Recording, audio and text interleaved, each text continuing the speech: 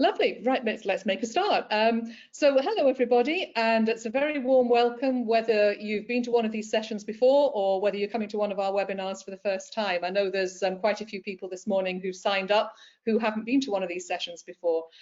So I'm Tracy Francis and I work for ARC Scotland for the Scottish Transitions Forum. And what we do is we work with professionals, we work with young people, and we work with, excuse me, parents and carers to make sure that young people with additional support needs of all kinds in Scotland get the best possible transition they can get to adulthood. We focus on the transition to adulthood in particular because that's one that's particularly complex and complicated. And one of the ideas behind the sessions like these, we started running these in the summer, and one of the ideas was to hear from national organisations who've got expertise in different aspects of the transitions process and who can offer support and help and advice around that, because it's so important for parents and carers, we feel, to actually have the information and to feel that you're not isolated and you're not trying to work through this on your own, whatever the situation is, and that you can identify the organisations and people who can help with advice and so on. So all of the webinars we've broadcast so far, they're all available on our website. So if you've missed any of them, I would suggest that you go and have a look at that, and you can dip into any of the topics or organisations who've spoken to us who you'd like to hear a little bit more about, and you'll find all the handouts there as well.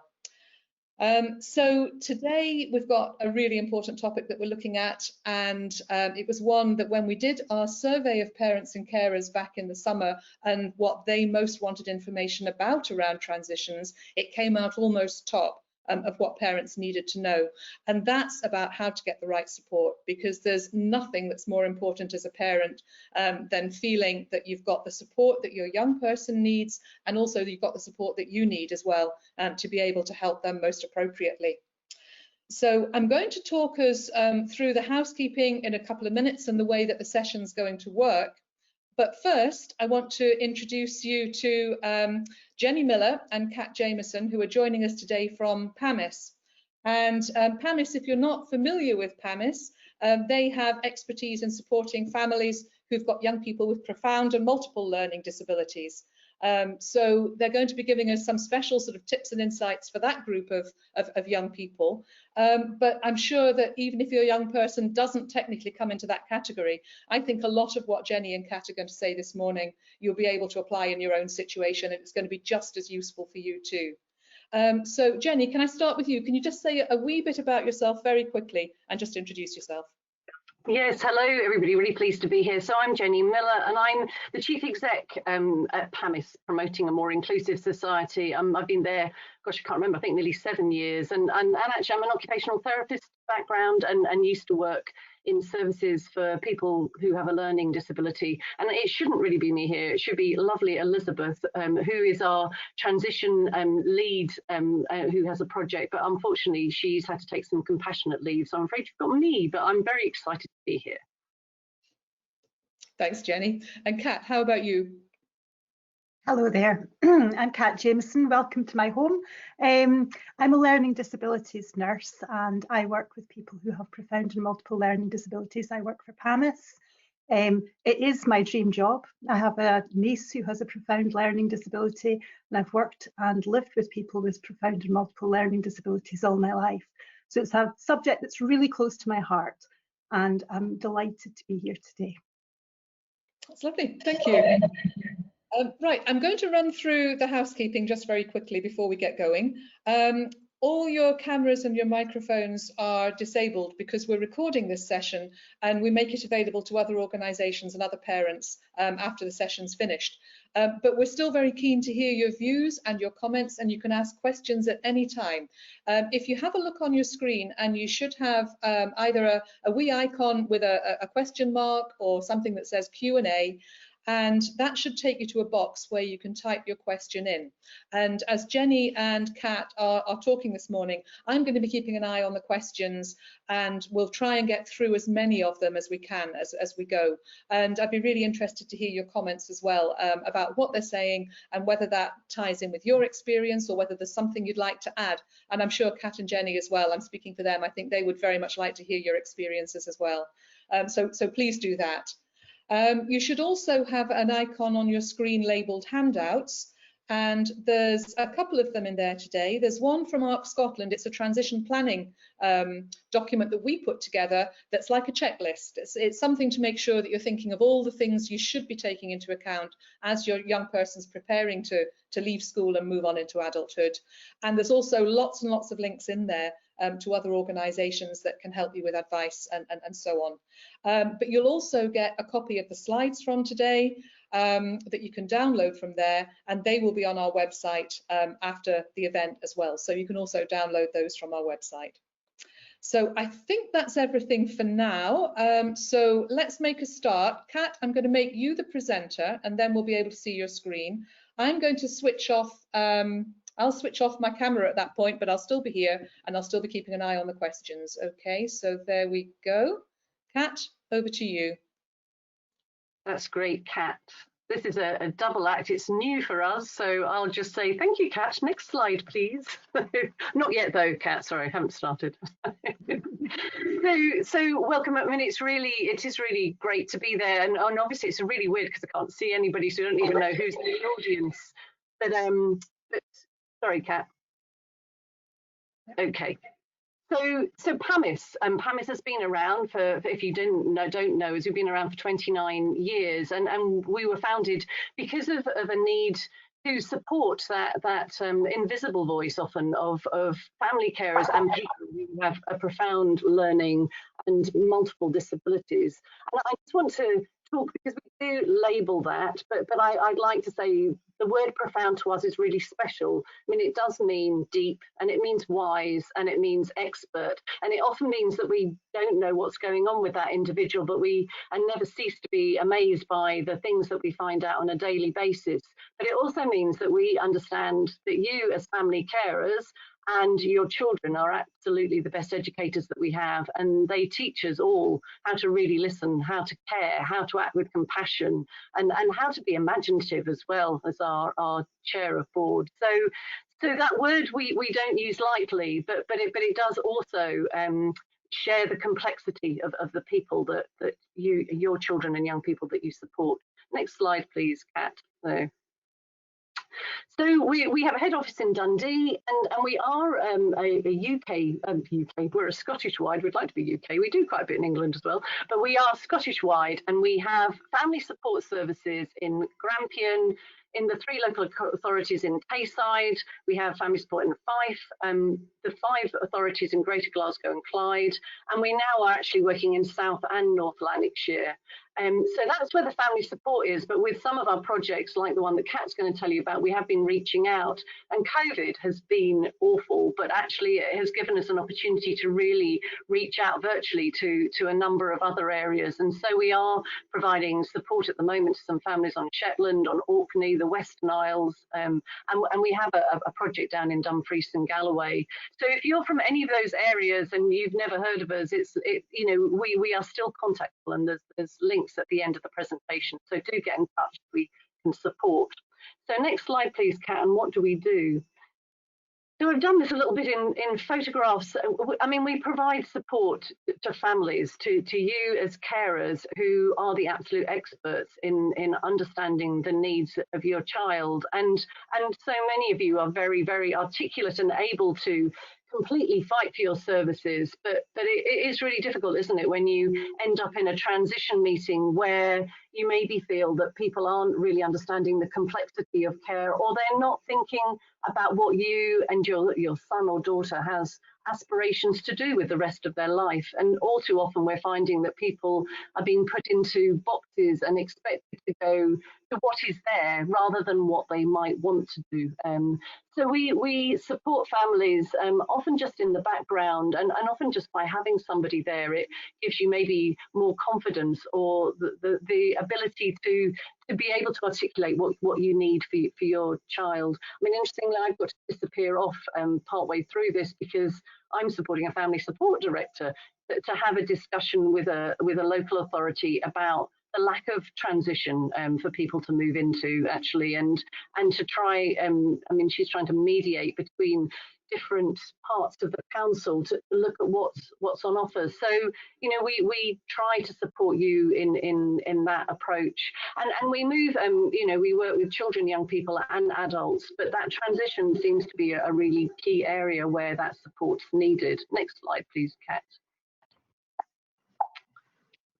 So we also we lead on family support, but within that we also look at developing innovative and creative practice, and inclusion is so important, and providing activities that are purposeful and meaningful, and that we hear from you and your children that this is where you want to be and what you want to do. So for 28 years we've been working with other organisations, but also developing our expertise around sporting opportunities for motor activity, adaptive cycling, as you can see there, but what we're really hoping to do is not be the ones that are having to provide it, but work with others to enable them to have the confidence to provide it. Next slide, please, Kat. Yeah, I don't know whether any of you have come across Simon and Obama with the pony access, but PAMIS found out about him a few years ago and invited him to come up and run some sessions. And I have to say it's one of the most popular sessions that we have. And in the picture there, you can see our mobile changing place toilet that goes hand in hand with being able to get to the beach or up to the hills or into the woods. And actually, you know, as we came out of COVID, you know, often finding that families had nowhere to go and nothing to do. Actually, this was one activity that we were able to make fairly safe with our stringent hygiene and supporting, you know, families to get out into the fresh air. So next slide, thank you, Kat. Storytelling is so much of what we do, which is why I'm so bad at doing these presentations, because I'm likely to run into a story, but Kat's looking at me, so I promise I won't.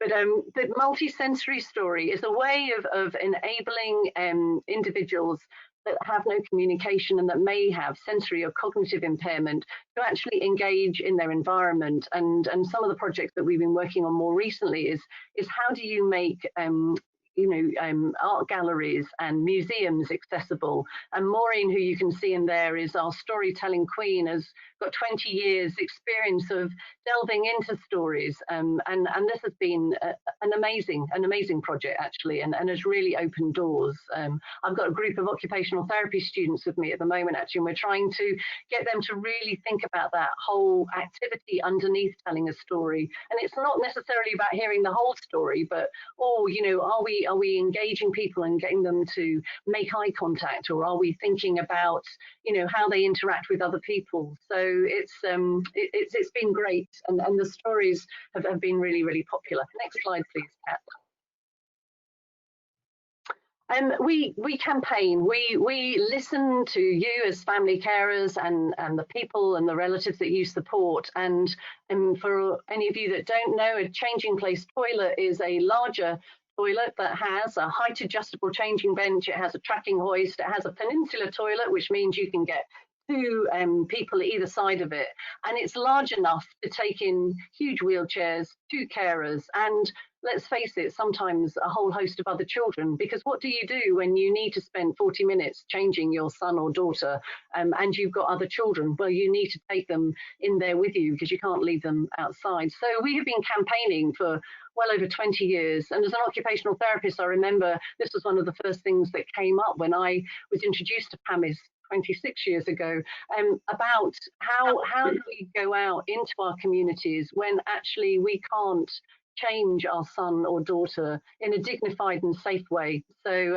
we're very proud of the campaign and what so many of the families have done. And last year saw the launch of the standards, which means that it's now expected to have changing place toilets in buildings of a certain size, and in planning as well, when it's now being really pushed. And we've been very proud to be part of that campaign. We are the co-chairs of the Changing Place Toilet Consortium for the UK, and we've been networking across the world, actually, promoting changing place toilets. And I have to say, give due to the Scottish Government, no matter what party, they've been 100% behind it. And I think Scotland have led the way. Still don't have enough toilets, but we're getting there. And there is our beloved Pamiloo, not really big enough, but allowing access to places where you maybe wouldn't have been able to get. Next slide, please, Kat. I'm not going to say very much about this, but this is one of the innovations that came from family carers. We were working with communication paper-based passports, and you, as really creative people, said, oh, what would happen if we made those electronic? And Kat will tell you far more about the digital passport. And whether you're one of the families that associates with us or not, I think this is a tool that can be used in so many ways. But Kat will talk passionately about that in a bit if I shut up. So next slide, please, Kat. And we are led by you in looking at areas where research has never happened, and in thinking about bereavement and loss.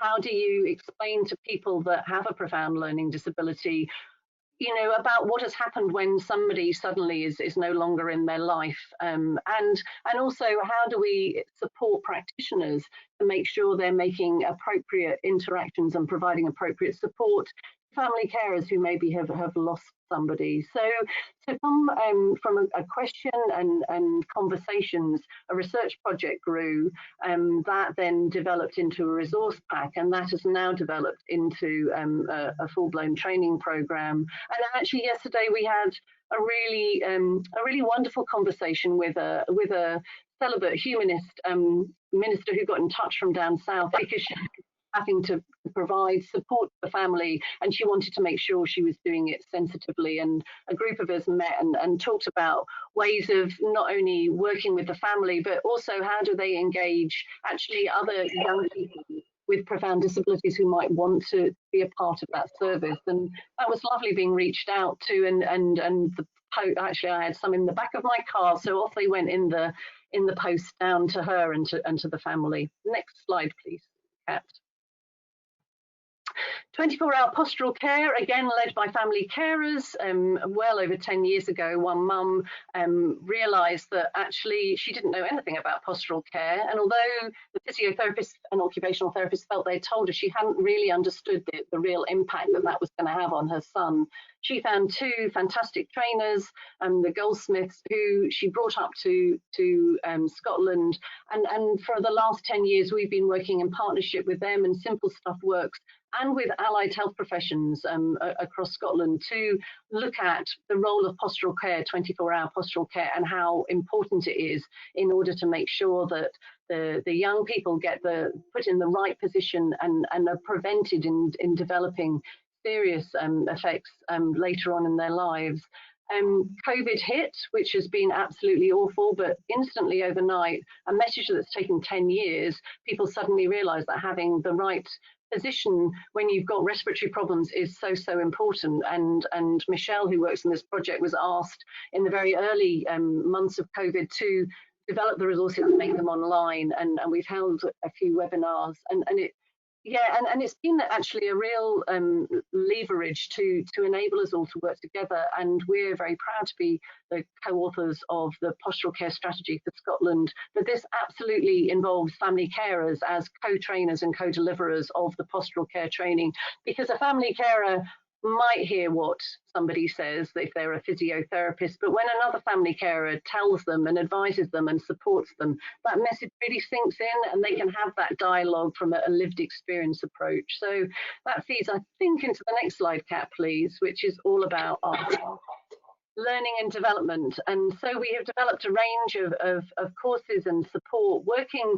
very closely in partnership with other organisations, with allied health professions, but always looking at how family carers can co-train, because you are the absolute experts in understanding the complexity of your son or daughter, and also of this area of practice, and you are the ones that have the imagination and the solutions and engage in the conversations, and actually your stories and the stories of your sons and daughters are the ones that have the greatest impact on learners. And we provide student placements for occupational therapy, physio, OT. We're about to talk to nursing, psychology, education, sports science, because we absolutely believe that if you teach the next generation, and if people with a profound learning disability teach the next generation of healthcare and social care practitioners, we'll have a different world when we come out, because what we learn from them and you as carers is unbelievable, and it changes your life. It really, really does, which is probably why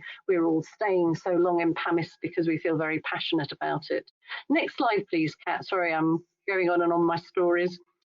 So, and this almost links us straight in. Transitions, I think, as I said right at the beginning, is probably one of the most significant areas when families actually come. I mean, we have at least 750 families that we are in touch and reach out to, but it's at times often of crisis when people come, and I think it's not that you guys don't know what you need to do, but sometimes it is a real nightmare trying to work your way through and to make sure that you have a voice. And I know if Elizabeth was here, she would talk very passionately. I mean, we've been very lucky who've had funding from the lottery to help support this project. But I'm going to be a bit controversial, but the lottery keeps saying to us, why are you not getting funding from local authorities to help you do this piece of work? Because I think sometimes this group are quite a unique group, and trying to find pathways into meaningful and purposeful lives, and futures it's not about being pigeonholed into something that's there. It's about, let's think about what the aspirations are. So the next slide, please, Kat.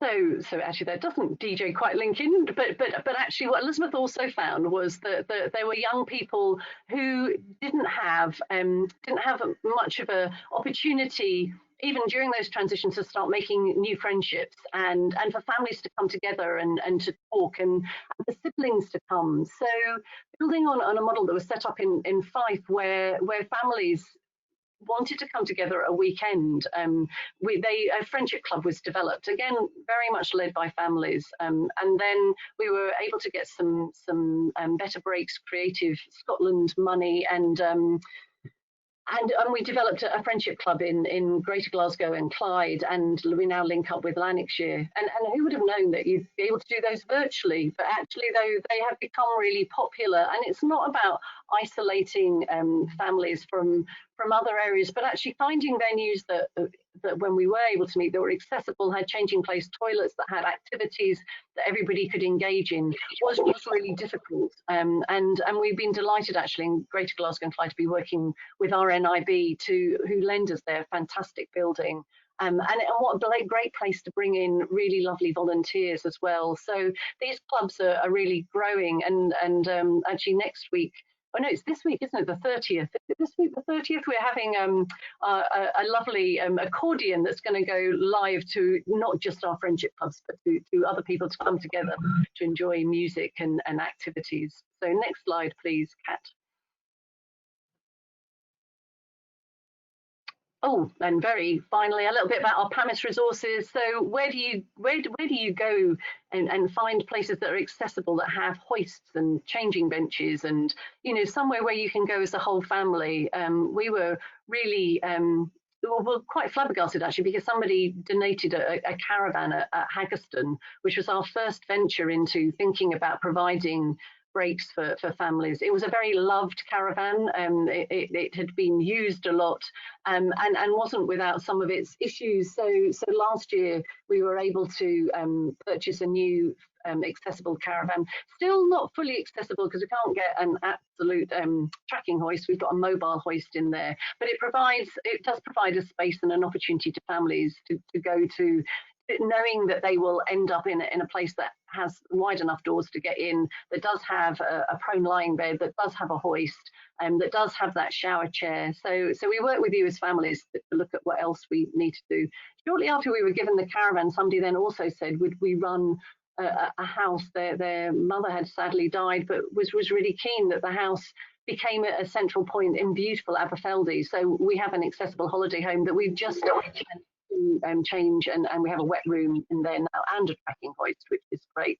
So we've started looking at PAMIS breaks, and within there we have our changing place toilet, which goes off all over the place, lovely links with, you know, young people want to go to concerts, don't we all? And gosh, actually, some of us older people go to concerts that we never thought we would go to, because we get to drive the Pamiloo there. So yeah, so really working with other organisations to make their venues accessible.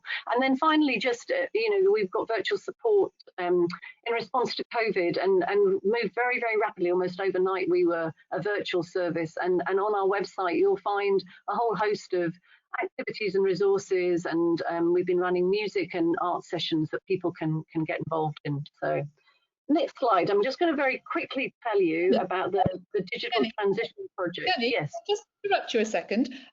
We've had a comment just talking about getting in touch with PAMIS. There's a comment from somebody who's been trying to get in touch by email and is struggling to get in touch with you. She's tried the Glasgow office, and she's also tried through the website. I don't know if you've had IT issues or something like that going on, but she's just asking what's the best way to get in touch with you now. Yeah, well, do you know, Kat's email will be at the bottom, and so go straight to Kat, and then she'll share it. We have had some IT problems, and we checked the Dundee, the central office emails, you know, as much as we can. The Glasgow office obviously is shut, but yeah, so yeah. I mean, the Dundee one is definitely connected, but I know actually I took that slide out, which was really bad, because Kat did have everybody's emails. Go to Kat and we'll put you in touch. Yeah, no, thank you so much, and I am really sorry that we've missed you, but let's get in touch and see what we can do. That'll be great. That's great. Thank you, Jenny. No, thank you. So the digital transition project funded by the lottery, and it's been over a number of years, it's evolved, and at the moment now it's building on what we did probably 5-6 years ago, which was providing that one-to-one support with parents and carers who have a young person who's transiting from children into adult services. At the moment, this is just in with Glasgow City Centre, but I can tell you that the family support directors work with families across Scotland. You know, one of the things is that whole bit about suddenly you have to become an expert, don't you, in all areas of policy. So we provide workshops, and I know, you know, working with organisations like ARC who've also been doing very similar things. Sometimes it's pointing you in the right direction, but looking at information on Adults with Incapacity Act, what is it to become a welfare and a financial guardian, and that's been really interesting, because, you know, for families sometimes that is just so important, because it's not always what you're told, but I think certainly the families we've supported have felt that without that they really lose a lot of control, and they feel they are absolutely the voice of the young person, that they are really terrified that when they hit adult services is often lost. So self-directed support, you know, the whole idea of those 4 options and how, and, you know, opening up of opportunities that can be. So really trying to support families so that you have the confidence in being able to really work when, let's face it, sometimes local authorities haven't always had perhaps as much knowledge as you have on how that can be used in a flexible way, and supporting you through that assessment process within the local authority. And that might mean, I mean, let's face it, we all want to work in partnership, but sometimes that might mean challenging local authorities, particularly around complexity of care. So at the moment, and we are really lucky and grateful for all the students we have. So Elizabeth is a lone person working 3 days a week, but she works with family carers, identifies them at school, and works alongside them and their young person, and goes to meetings with the school. But we are really lucky to have sometimes social work students on placement who provide a real opportunity to provide even more in-depth support. And next slide, please, Kat. And they work very much, particularly with the digital communication. So as I said, we explore the 4 options about self-directed support. Elizabeth supports and mediates between, you know, looking out there about what adult services are available, and supporting a referral if that is felt appropriate, and supports families and you as carers to apply for benefits on behalf of your young person. I think that one-to-one support, it's not that you don't have a voice and you can't, but sometimes it's just really helpful having somebody sitting alongside you, you know, when there are quite often difficult conversations to have, and you know, when you're sometimes working with other services that perhaps don't understand the complexity of your child. And then our fantastic, amazing, I'm very biased, digital communication passports, which are a real tool for unlocking doors. And that, you'll be pleased to know, is where I will absolutely shut up and pass on to Kat.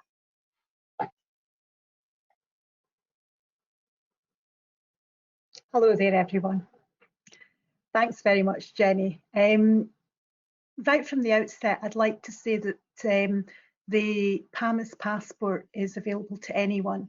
You don't need to have a profound learning disability or be a member of PAMIS to gain access to one. But if you are a PAMIS member, if the person that you support has got a profound learning disability and you join PAMIS, we're able to offer that enhanced support. But just at the minute, the digital passports are being used across all sorts of areas with people with dementia, head injury, people who have additional postural care needs and that type of thing as well. So right from the outset, that's the question I get asked most, so I thought I would address it straight away. My email address will be at the end of the presentation. Please get in touch if you would like access to our digital passport resource. So what is the digital passport? As Jenny said earlier, it developed from the old hospital passports, the paper passports that became very popular in the 1990s and early 2000s to support all about me, you know, who am I and how do I communicate and that type of thing. But the problem with that is that they didn't belong to the person. They were very rarely updated. They were very much a service document. And one of our families came to PAMIS and asked, is there not a way that we could actually make this the person's document and make sure that it was absolutely relevant to the person's needs? And could we make it digital? Could we use video and could we use pictures and things like that so that we were getting an awful lot more three-dimensional approach? And so we were very fortunate to gain support from the Scottish Government on this, and the Manage IT project further developed the digital passport into what we have now. It's a flick-through ebook. It sits on a PowerPoint document. The reason it's not an app and it is a PowerPoint document is because a PowerPoint document has been through every aspect of governance in every organisation that I can ever think of. And if it were an app, every time it approached an organisation, it would have to go through that whole governance process, and that in itself would be a barrier. And so we use PowerPoint because a lot of people get PowerPoint training at school, they get PowerPoint training in college and university and that type of thing. And it's one of the more intuitive apps to use. It can also, the digital passport can also be used on free software like Google Slides. It can be used on the Apple Mac. It can be used using OpenOffice as well, and that makes it even more accessible. It uses a really simple format using pictures and video and audio. And the reason for that is because 14 pages of how to position somebody correctly within a chair so that they can join the family and eating can be cut down to one short video that shows how to do it properly in an awful lot more inclusive way. And that's really the really positive feedback that we've got from people over the years about that, is that a picture says 1,000 words. It allows the person to express their own personality as well in their own voice. And that's so important.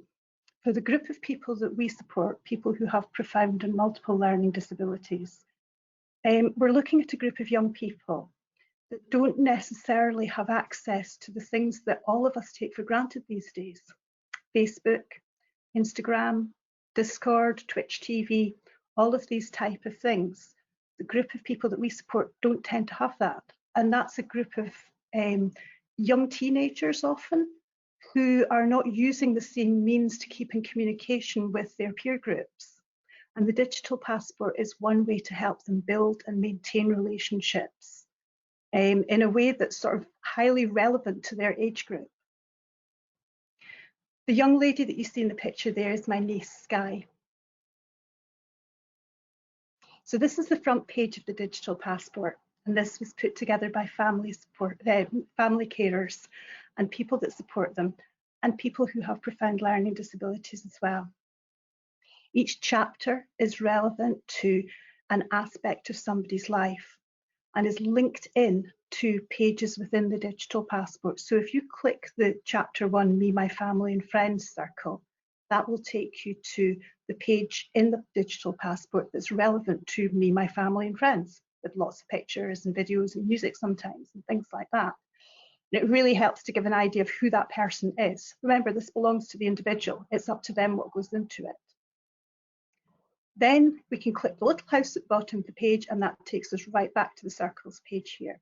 So we can, if somebody's undertaking an admission for somebody, then we can click the guardianship circle, and that takes us to perhaps the guardianship documents that have been embedded, or an anticipatory care plan, or something like that. So let me introduce Dylan to you.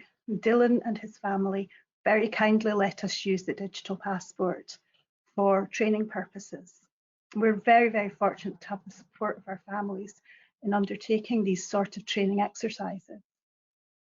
So Dylan was born in 1994, and you'll notice he's got a couple of conditions there that he wants to tell people about. He has hydrocephalus, epilepsy, and ataxia. And for new carers who might not know Dylan, because Dylan is perhaps going through a transition just now, and so familiar carers know exactly what hydrocephalus, epilepsy and ataxia is, but his new carers are a little bit sugary on not really knowing what that is. We can hyperlink that in to sign guidelines, the NHS pages on what those conditions are, and any additional information, such as this is what Dylan looks like whenever he's having a seizure, or before his seizure, or after his seizure. And so all that takes is just hyperlinking that in and clicking the button. It takes Dylan a little while to build relationships, but once he does, he's a loyal friend. Now, what does that tell you? What does that tell a new carer? We've all been there, you know, being a little bit sort of not sure backwards at coming forward, you know, not sure if we've clicked with somebody, whether or not they have a learning disability or anything around that. You know, have I done the right thing? Did I make a connection there? Well, what it says about Dylan is that he's a little bit of a slow burner, like myself really, but once he builds that relationship with you, and once he knows you and trusts you, he's a loyal friend. So that tells you a lot. And it also gives carers, new carers, confidence in actually working with Dylan. So Dylan likes it if you talk to him about his day and what he's been up to. Who doesn't? He likes stories, he likes Mucky Pup and the Gruffalo. He likes Sing a Song of Sixpence and Wee Willie Winkie and the Singing Kettle music. And do you know what? You can get him to do anything. Put on his jacket properly with the right arm going first. You sing to him while you're doing it. We can use intensive interaction with Dylan as well. And if you let him take the lead and copy his sounds and gestures, then you can have a really successful conversation with him. But again, look, we've hyperlinked intensive interaction because that's not a commonly understood term for people who don't know Dylan. So if you're wanting to set Dylan up for success, you're going to use clear instructions with calm voice. You're going to keep language to a minimum, using simple words and short sentences. You need to give him time to process. Again, a bit like myself, a bit like a lot of people I know actually. Make eye contact with him. Give him two options whenever you're asking him to make a choice, and allow him to take the lead.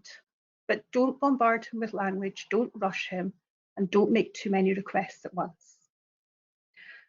Now, normally at this point in time, I would be looking around at everybody and going, okay, 3 slides ago, you'd never met Dylan.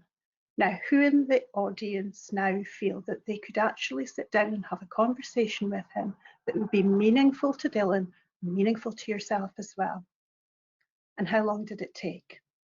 It took 3 slides and 5 minutes. And that's how the digital passport can support transition. Really, really simply and really, really easily, letting the person use the support that they have from the people that know them best to support their own transition and amplify their voice.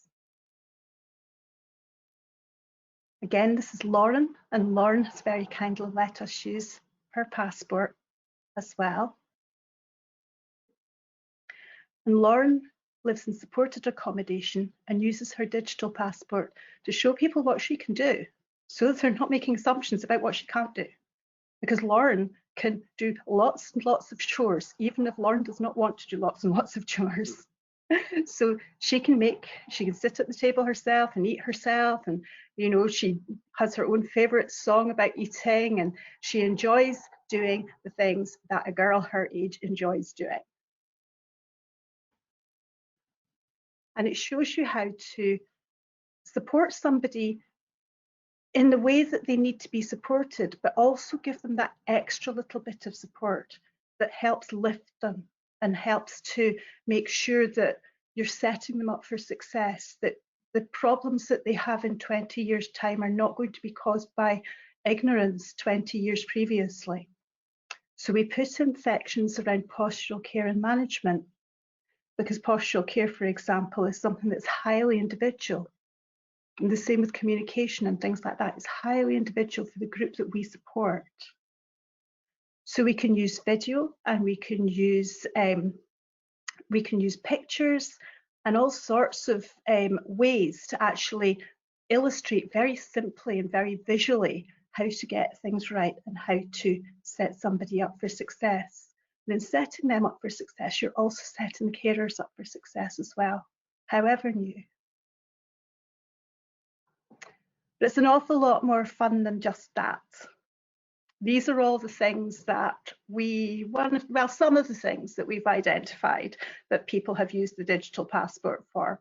And Robert himself takes the lead in his own care whenever it comes to using the digital passport. This is Robert down at the bottom here. It's how my brother's girlfriend got to know me, just the normal day-to-day sibling interactions of life. It's how I express my own excellent musical taste, So yeah, everybody appears to think that I love classical music, but actually I'm really into Swedish death metal, for example, is something that came up way back, where a sibling was like, no, they don't really like that anymore. They grew out of that some years ago, and this is what they're into now.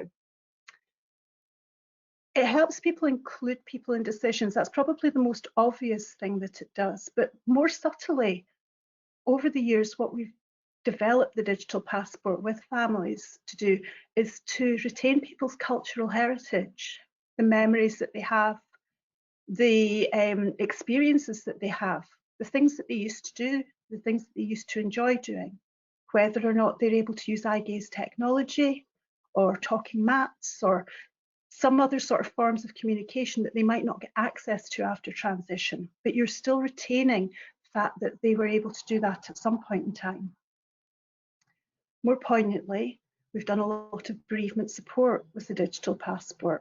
So there's been a few cases, few times whenever people have been videoing Gran, who is undergoing palliative care, telling a story to somebody or singing songs or that type of thing. Or dad who's going into hospital and is going to be missed by their daughter.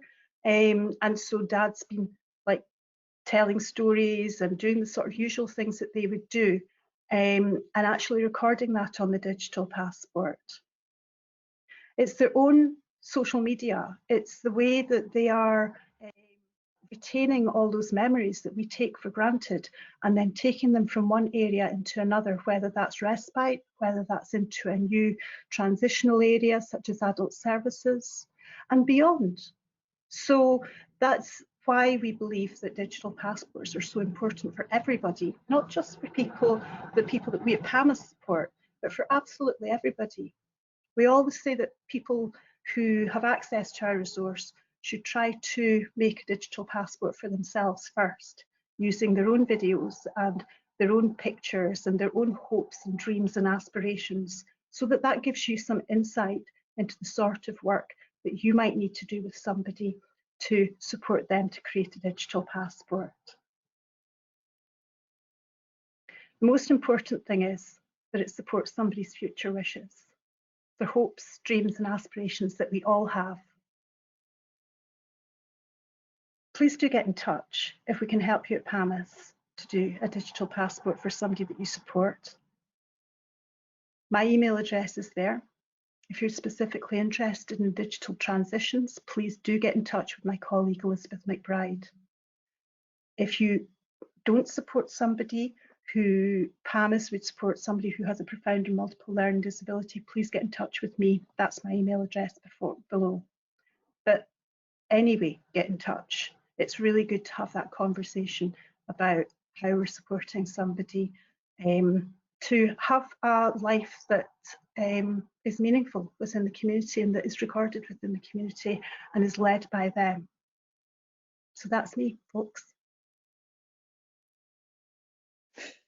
That's great, Kat. Thank you so much. That's really interesting, and yeah, I'm sure for everybody, whatever situation you're in, as you said, a digital passport can be for anybody.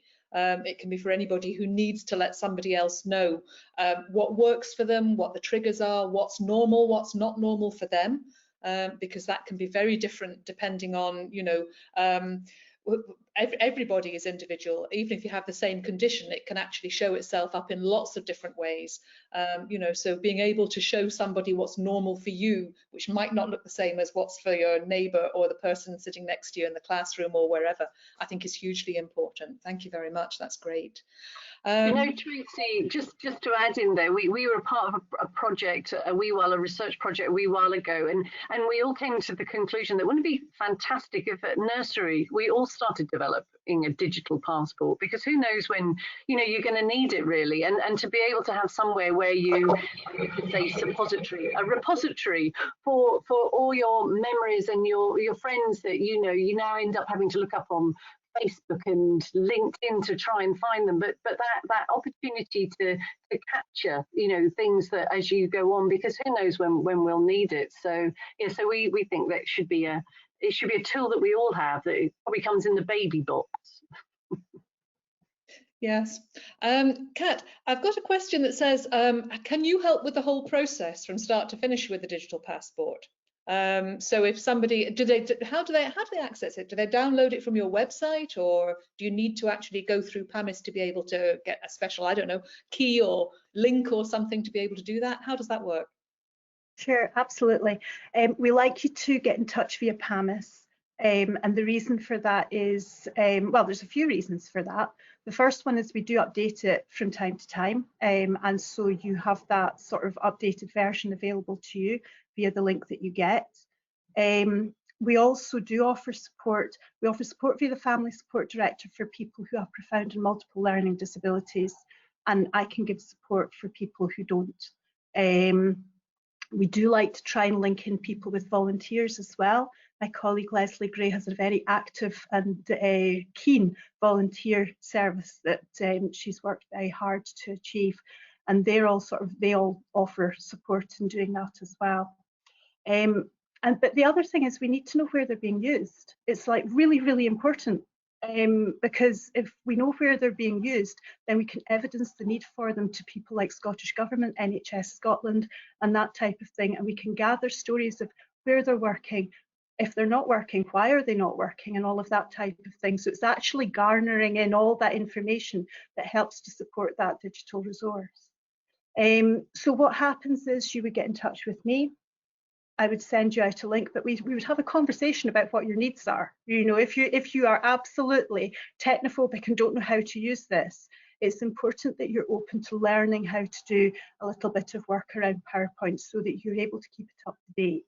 Because you know, if somebody's transitioning to another country or to another sort of part of the UK or something like that, then you need to be able to, or something happens suddenly, you need to be able to keep that resource updated. Even though, you know, we often say, you know, it's better to have slightly outdated version of how to move and handle somebody than it is to have no information whatsoever. So yes, please do get in touch with me and we'll have a conversation about what support that you need. Yeah, and I think it's in recognition of the fact that you know, for some parents, then if the IT skills are not, you know, sort of as perhaps as up to speed as they might be, or they just struggle with that. I mean, a lot of us would just struggle with that. So you know, the kind of support that you can give around that is really useful to know about. Jenny, were you going to say something? Yeah, I think the other aspect is sometimes that caring role is so intense. Trying to find time to do something else is really difficult. And we have volunteers, but the other bit, I mean, excitingly, yesterday we were talking to a fabulous lead AHP in Greater Glasgow and Clyde, who suddenly thought, oh, actually, the PAMIS digital passports would be really, really helpful for health transitions, because I think, you know, health transitions is it's also really complex and complicated, and you go from that service where everybody knows you to suddenly having to go to 5, 6, 7 different 8 different consultants. And so they as a group of allied health professionals are saying it would be really helpful to think about how we collect some of that information. And we've already talked about the postural care, but you know, for students, it is the most amazing learning experience. So they can learn from you as family carers, but they can support you to put that passport together. What I love is when you have an OT and a physio and a teacher and a social worker all working on the same passport, but all learning about each other because you're teaching them to work as a team. So actually it's one of the richest learning experiences that we can offer, and they're a free workforce. They get so much out of it, but you then develop a relationship, and they sometimes come up with the most creative and amazing ways of putting things together. We've seen some really beautiful passports. So do get in touch, and even if it isn't our group, you know, we are working with other organisations, and really, I mean, at the moment, trying to have students on placement, I know for a lot of undergraduate courses is really difficult. So you know that they're a group that are crying out to help and assist. So yeah, that's another big opportunity. I suppose what I would say as well is, if you're thinking of getting in touch, consider making a folder on your computer and thinking about all the different things that you would like to include in the passport, because one of the main things that holds up a digital passport is not having those videos. And just now, I'm afraid that people that are living with the person or supporting the person are going to be the only people that can take those videos and take those pictures. Because of COVID, we can't send people out to people's homes. It's just too risky. And so I would, before you even consider approaching that, think about what you would like to include in a digital passport and gather together all the media that you would like to include. Maybe just set down some of the things that you think is important to include within your digital passport and that type of thing. And that way you'll be off to a flying start once you actually get hold of the resource. I think that's a really important point as well, just because it's making, you know, you are in control of the information that you're sharing. We may, there are some slides in the handout about information sharing, but I think there's that whole kind of sense as a parent of who knows what about you and about your child. How do you actually you know, sort of control that? How do you manage that appropriately? And I think as a parent, if you're taking the videos, you're taking the photographs, then you're presenting your child or your young person in the way that you are comfortable with and that you know that they will be comfortable with as well. So you're sharing it in a very appropriate way. And I think one of the things around information is there in the slides. We might flip through them if there aren't too many more questions. We'll see how we go.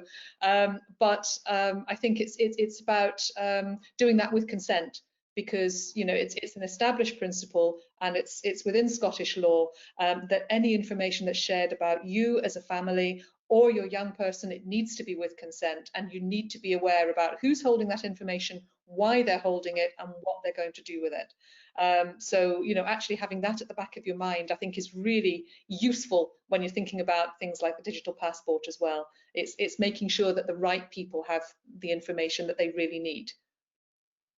And I guess, you know, yeah, go on. That's such a good point, Tracy. It's such a good point. And I think the other bit though is I mean, what's been really great about this project is the way that Kat has managed to take it through digital health at the Scottish Government, because it is absolutely right that you need to be really careful about the information. But what we're coming across is huge barriers of health and social care practitioners being really loath to share really vital and essential information. You know, why would you not want to share the video for a poor social care practitioner who's just come off the street with very little support and training, who's now the relief worker and doesn't have a clue about postural care and what position? So, you know, to have that video that you just hit that shows you exactly what position, and we've got a lovely one with Jenny with her son saying, oh, I haven't quite got this wedge in the right place. So, you know, showing how you can make a mistake and then you rectify it. You know, it's just, it makes it so much easier, but the barriers that we've had, I mean, this has been 10 years in the process of trying to, and yesterday it was lovely talking to this allied health profession. She was saying, oh, my manager's a bit you know, worried about sharing that information, but you know, that information belongs to you as a family carer and to your individual, and actually it's up to you to decide who you share them with. But far better share the information about how to put someone in the right position than expect, you know, somebody that has had none of the background information that healthcare practitioner has to care for really complex people. But yeah, it is important. It's important to have those battles sometimes and ask those questions about, well, you know, what is worse, putting somebody in the wrong position so, you know, they have respiration problems, or put them in the right position and they don't end up in hospital. So, but there's still a bit of a power struggle, I think, isn't there? I think it's also important to sort of emphasise that the digital passport is supported by the Scottish Health and Social Care Digital Strategy, and has been supported by Scottish Government. So it has been through, we have had conversations around information and governance and that type of thing as well. However, the whole ethos behind the digital strategy, the Scottish Government digital strategy, is one of citizen-owned data, and that the data that you're providing to healthcare organisations, social care organisations, or anybody else, in fact, ultimately belongs to yourself. And it's up to you around how to control that data as well. So the whole landscape around information sharing digitally is actually, it's been accelerated because of COVID, but it is becoming more open. The conversations are happening at all levels about that. And the conversations that I'm hearing are extremely supportive. Can you say a little bit about what actually constitutes a profound learning disability, or a profound and multiple learning disabilities? Because, you know, the definition, I think, you know, a lot of people would consider that their young people have major challenges, but they don't necessarily come into the category of being profound and multiple learning disabled. So can you say a little bit about that? Yeah, and I think definition has always been a challenge. So we always play with the profound, with the positive aspect, but actually what the people that we've been supporting, very few of them have verbal communication. Most of them have a very profound intellectual disability, which means that cognitively they are unable to do a lot of tasks.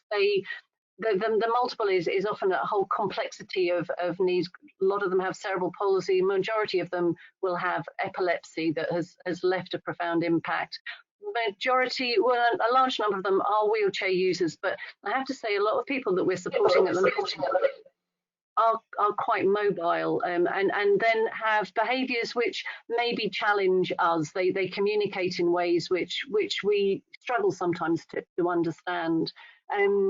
Lots of them have respiratory issues, and a number of them won't be able to feed or eat themselves and have nasogastric and tubes to feed. Sorry, my mind's going blah, blah, blah.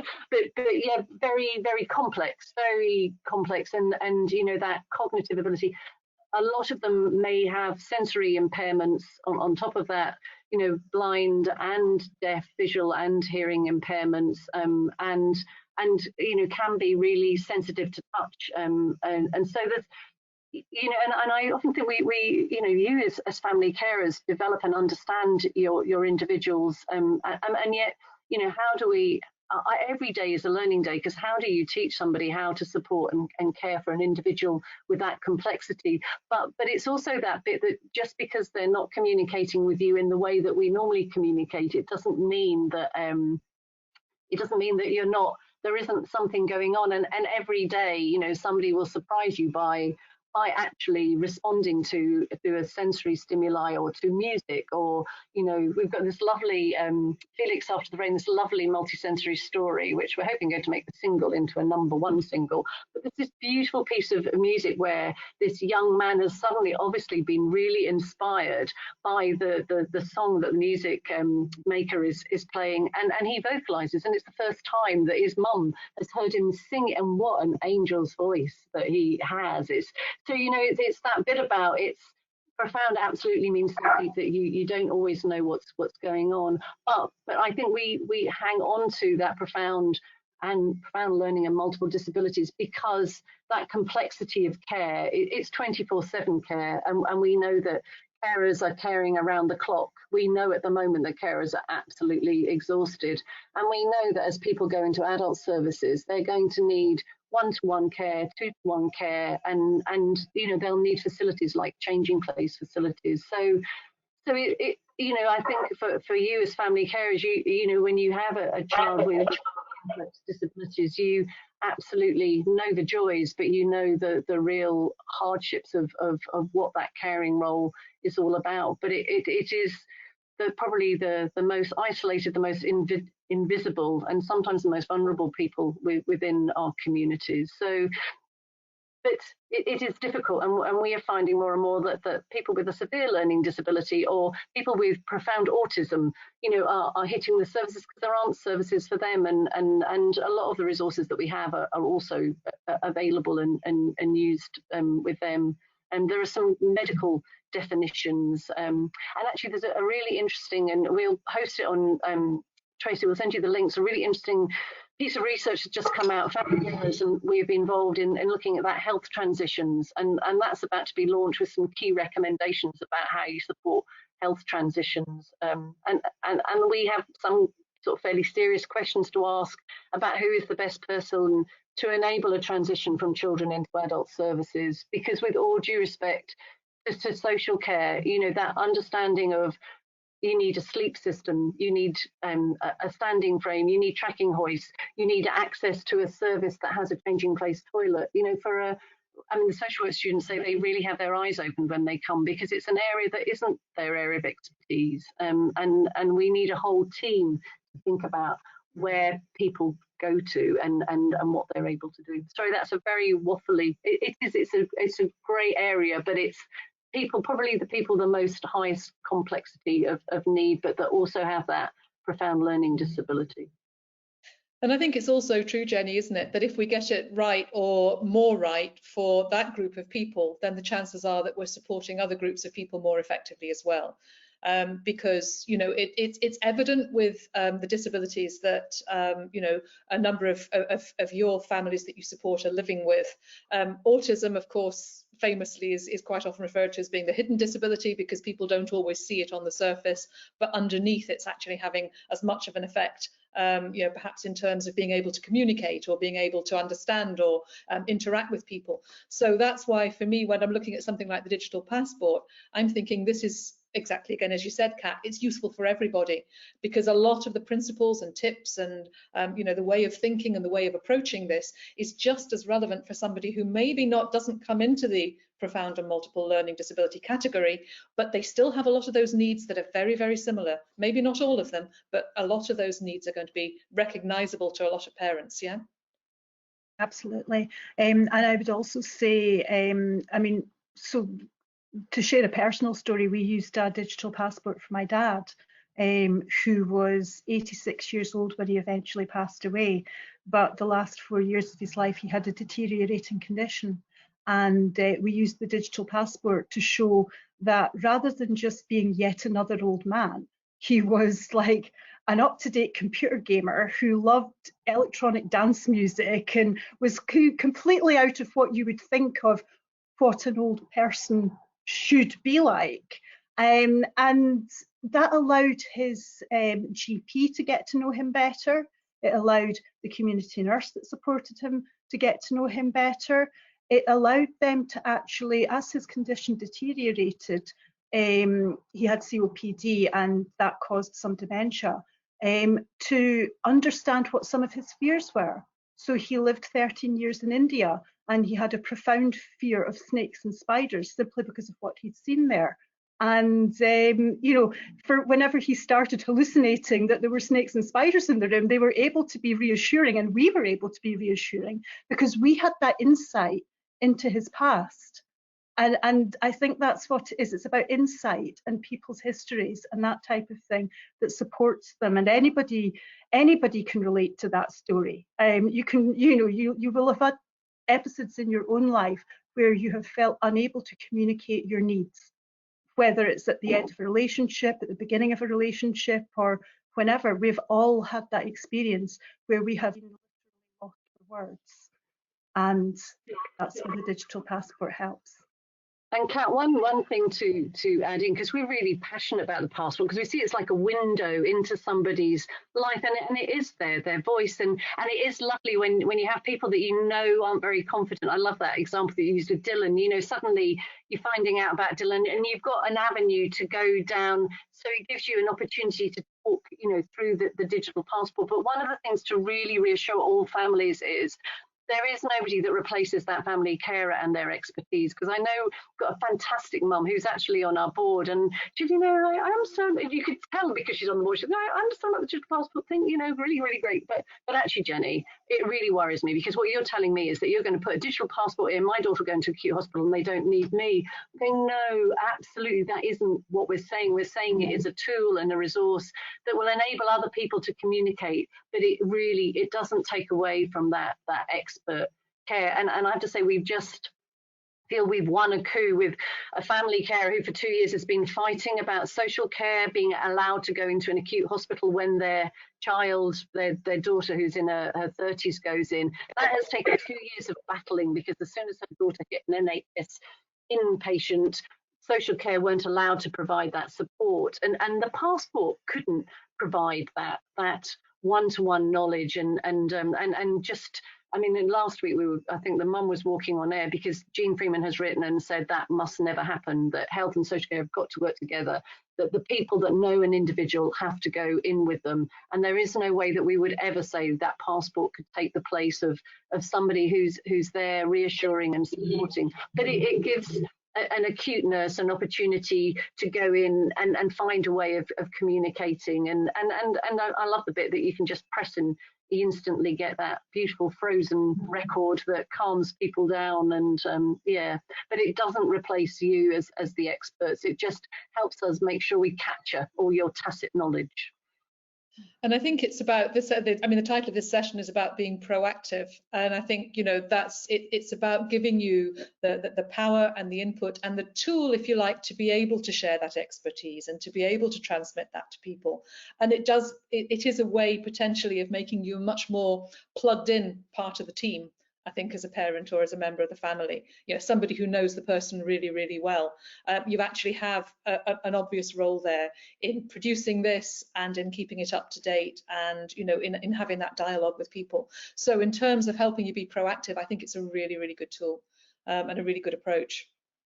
Tracy, can I ask families? Absolutely, and the thing is, it captures what an individual wants to do.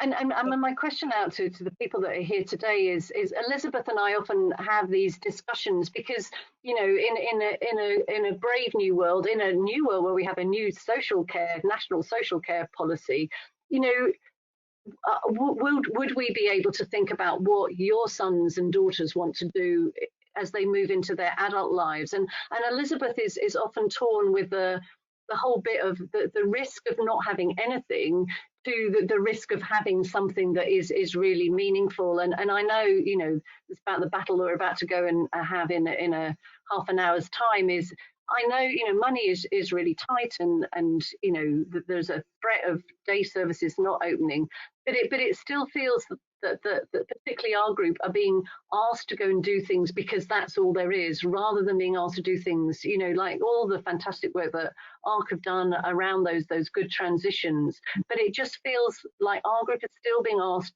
just to go and fit in. Well, this is all we've got. We've got this service or that service, and if you're lucky, you'll get one of them. And families are so desperate to have something for their young person to go to that they're forced into, you know, not taking what is really needed. And we had a really interesting discussion on Friday. One of the things that our families are asking us about lifelong learning, you know, think creatively. College isn't for everyone, but actually our students could teach other students who could teach social care. You know, we could do something really, really different, and we're on the brink of looking and exploring what different models might look like to encourage lifelong learning, which takes, as Pat always says, a lot of imagination, but an awful lot of people working together. But the discussions in Dumfries last Friday were really, really exciting. But my question to the families are: do they feel that they have any opportunity to really think about what their child might want, or do they feel that they really are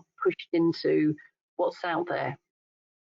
So that would be great. If you want to have a put in something about that, a comment, or just a yes or a no. Yes, you feel connected, or no, you feel you're just having to put up with what the services that are there.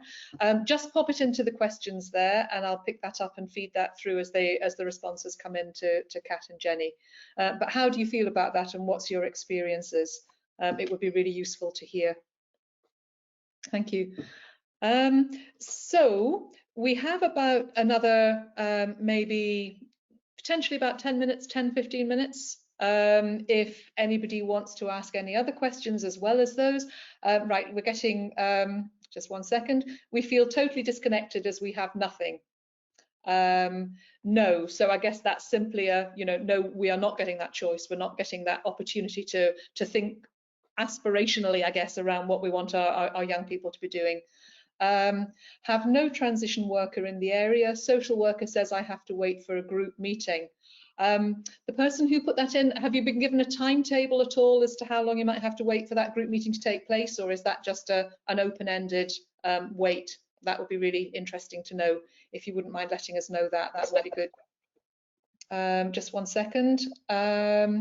Oh, that's nice. Thank you very much. Someone's saying so grateful for these sessions. That's good. It's nice to know that we're meeting needs, because that's the point of doing it. If we're not actually answering people's questions and actually scratching where parents and carers are itching, then there's no point doing these. But it's nice to know that there's people who are getting what they need from these and moving things forward. Tracy, you feed all of this back to James, don't you? I mean, these questions and the issue about not having transition workers is absolutely where we've been going with the Scottish Government. I mean, there are so many groups that I think like everybody are feeling like, which group do I go to next? But there is a Scottish leadership group, and there was an ask from the GERFIC team and a group that work with the Scottish Government, and we asked specifically about transitions, because that is what we're picking up, is that it is a huge gap at the moment, and people aren't being given services, and some families are being given extended time in school, but others aren't. So we're absolutely picking that up. But it's really brilliant to be able to, if that's okay with the group that are here, to be able to pick those up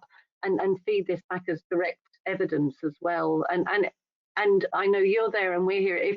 If you want to get in touch with us and you need us to take forward any of these issues, please do ask. It's slow progress, but you know, the stories that you tell are the stories that really influence the civil servants and then influence the ministers. So we just need to, we promise you we won't give up until we get some solutions. And very much like you in ARC, Tracy, as well, working very collaboratively. Yeah, thank you, Jenny. That's brilliant, because I think one thing that we haven't really done in these sessions too much is talk about exactly what ARC does. But you're absolutely right. We're with you on that. That's one of the things that we do as well. We try and collect your people's stories. We get people's information and pass that on to the people who can make a difference, the strategic leads at local authority level, and also on government committees and so on as well. So when we get feedback from you and when we hear about what's happening with your young person, then we do collect all of that together, and we make sure that people are hearing about that. And like Jenny says, you know, we're not giving up until something changes here, because we do know, you know, there are pockets of good practice in Scotland. There are lots of practitioners who are doing a great job, but there's still an awful long way to go in terms of getting, you know, the positive outcomes and the real personally individual positive outcomes for young people that we all would like to see. A few more things coming through. Friendly Access are working on, all right, okay, thank you. Friendly Access are working on transition to adult services at the moment. That's useful to know. Our daughter is 15 and social services have decided that transition work should start early as her needs are so complex that adult services need to know this well in advance. Hopeful now that her needs have been identified. That's good to hear. Yeah, that's, like I say, we know that in some cases it happens well and it works well, and that's fantastic. Thank you for sharing the link to Friendly Access. That's really useful. I'll put some of this, when I send out the recording of this session and the links to the handouts, I'll put in some of the links that are coming through the chat as well, so that everyone gets a chance to have a look at what I'm seeing here. Okay, another good information session. Interesting to learn about the work of PAMIS and the digital passport. Thank you. So that's a thank you to you. I'm going to leave that open for another couple of minutes in case anybody wants to add anything else. And then, you know, we'll wind up today's session, I think, after that. I don't know if there's anything else that you want to add to what's already being said there, Kat or Jenny, about information sharing, about being proactive, about the role of the family in supporting young people. No, I just want to say thank you. Yeah, and thank you so much, Tracy, for inviting us. You know, COVID is awful, but what it has done is made so many connections. You know, organising events like this, physically were being quite difficult, but thank you so much to the families that have taken the time out to come and to share their experiences. But please do get in touch, and we promise, Tracy, we will carry on working really collaboratively and closely with you, because this group teaches that only when we do it all together will we make a difference.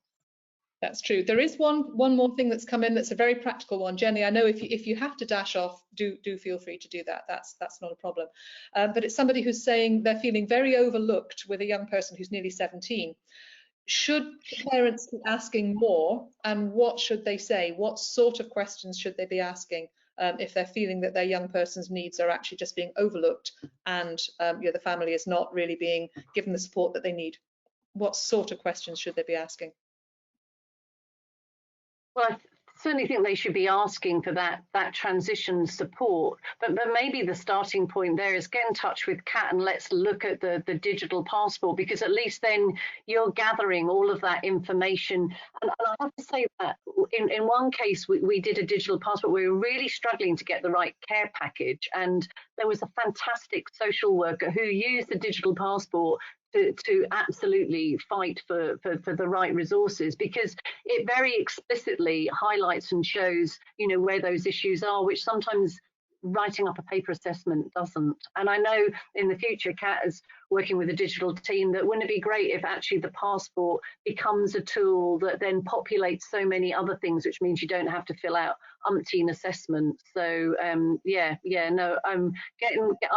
Kat, would you agree, get in touch with you and talk through maybe looking at that? But certainly if your child, and at 17, you really need to be thinking about where that support is. And if you need any help in doing that, let us know. Yeah, I would absolutely agree. That's a horrible experience, feeling overlooked like that. And if we can support you with a digital passport, just to try and amplify that voice and try and make sure that you're heard, then please do get in touch. Does PAMIS have an age cutoff, or do you have support groups for adults with complex impairments as well? Yeah, you do. So there is no upper age limit for access to services. And really sadly, but in a positive way, even when people are no longer a carer, the PAMIS family carries on, and people feed back in, you know, all of those amazing skills. So no, I'm afraid once you get into PAMIS, we never let you go unless you really want to. Okay, unless there's something else, that's fine. Yeah, okay. What I'll do, someone was just asking around the adult groups if there's any possibility of sharing some details on that. So maybe after the session, perhaps I can get those as well, and I'll be able to send those out and make those available to people too. So I think that's probably a good note to end on. I think I'm going to wind it up there. But thank you ever so much to everyone for sort of putting in your questions and your comments and all your input and involvement. That's great. That's how most of these sessions have worked, and it's really fantastic to feel that we're actually, you know, being able to bring people together and get questions answered and experiences shared. So this is the last webinar in this series, but as I said, if you've missed any of the others, you'll find them on our website. That's www.scottishtransitions.org.uk.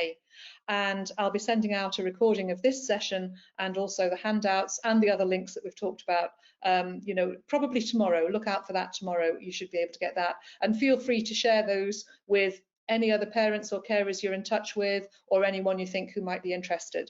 And if you have any questions or you think of anything else once this session's finished, middle of the night, you wake up with a light bulb moment, you've got my email address, you can send it through to me, I can put you in touch with PAMIS or one of the other organisations that we've actually you know, partnered with over these webinars, and we'll be able to get your questions answered. So do make use of that as well if that's going to help you. I should also say we're also starting to plan sessions for next year. This is the last one in this series, but we are starting to think about, you know, sort of 2021 and what topics we might want to cover and what areas we might want to involve, what organisations we might want to involve in those ones. So if you've got any ideas for topics that you think we could address, or if you'd like to suggest any organisations that could be part of a webinar or a discussion group or something of that kind, again, please just let me know, because it will be very useful for us in our planning to be able to be sure that we're working with people and with topics that are really important to you. That's really important to us as well. So obviously, I'm going to encourage you to check out the PAMIS website, the Scottish Transitions Forum website, and I hope that you'll find a lot more resources perhaps than you thought were out there that can give you help in your situation. But in the meantime, I can see that Jenny's had to pop off, as she said, you know, she's got this important meeting that she needs to be part of. But it was very good to have her with us. And Kat, thank you so much for your time today, because that's great. It's been really useful to get that sort of insider view of the digital passport and how it works, and to see how it could apply to you know, families that are on the webinar today. So thank you very much for that. Thank you so much for inviting me. You're very welcome, and I'm sure we'll be able to have you back, maybe to look at a different aspect of transition for this group of people as well. That could be really useful. I know we talked about a few ideas before, so that would be good. So thank you everyone for coming along today. Enjoy the rest of your day, and hopefully we'll see you in the new year, when we'll all maybe be able to be starting to picture a life beyond COVID. That would be very nice. But in the meantime, do stay in touch if we have anything that we can help you with. So thank you very much for coming along, and we'll see you soon. Bye.